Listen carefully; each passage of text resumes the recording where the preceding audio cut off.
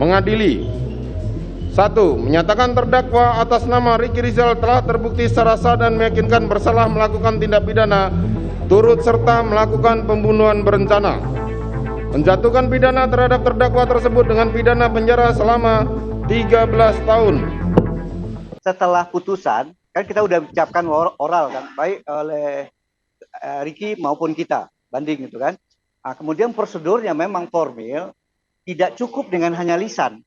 Jadi dia harus pakai surat tertulis, kan tidak Ricky sendiri yang wajib. Sebenarnya kalau memungkinkan zaman dahulu memang kita lisan telah dinyatakan oleh hakim, biasanya biasa juga formil.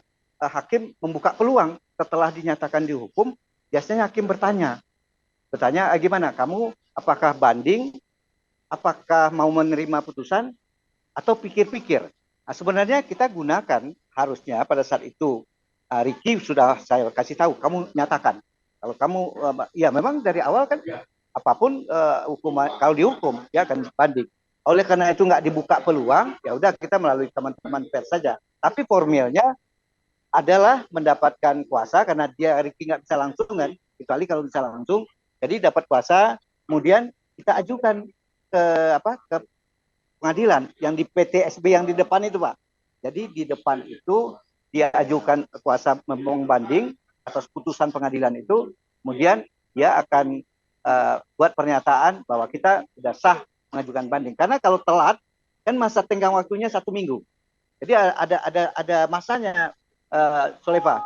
Jadi banding itu kalau lewat waktunya bisa ingkrah. Nah, oleh karena itu, biasanya sekarang kan putusan itu kan belum kita terima.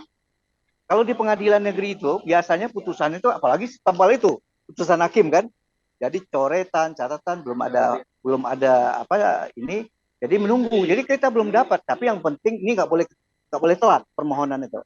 Nah, permohonan itu nanti kita masih mengontrol kapan putusan, mungkin berapa hari lagi atau seminggu lagi. Setelah itu baru kita menuangkan tulisannya. Jadi ada proses lagi untuk memori banding. Memori bandingnya ada proses lagi gitu, ya, waktu menyerah. Kemudian apa saja yang kita muat? Apakah ada bukti baru? Oh, tidak ada. Kalau menurut saya tidak memerlukan bukti baru. Karena apa?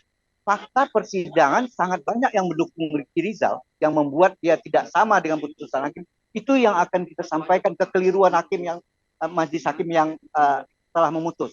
Kira-kira dia bilang berdasarkan fakta hukum ini kita kuat gitu. Kira-kira itu yang kita tunjukkan. Tapi polanya, bahan-bahannya itu juga. Dan memang tidak menutup peluang. Kalau misalnya kita punya bukti baru, ya buat apa inflasi gitu? Ya kan? Buat apa jadi inflasi? Lebih bagus nanti kecuali pada saat PK, peninjauan kembali, atau kalau misalnya kalah juga kita bukti baru nanti aja gitu. Ya kan? Kalau sekarang kita udah merasa cukup kok. Ya kan? Kecuali kalau memang ya kita lihat nantilah perkembangannya. Antara Ricky dan Eliezer kan jauh banget komplangnya kan. Nah, kita juga berharap kalau toh misalnya pada saat sidang kemarin ya, walaupun kita yakin nggak mungkin bebas dengan hakim yang kemarin. Kenapa? Kita lihat baca pertimbangan waktu Sambo, waktu Putri kan, ini pasti mau hukum, dia nggak akan menyetujui pembelaan kita. Ya udah, tapi kita berharap ringan lah, jangan terlalu jauh dengan si Eliezer. Nah, tapi kalau banding udah jelas kita kembali lagi ke prinsip kita.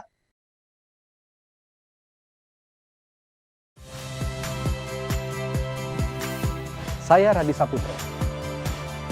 Saksikan program-program Kompas TV melalui siaran digital, pay TV dan media streaming lainnya. Kompas TV, independen, terpercaya.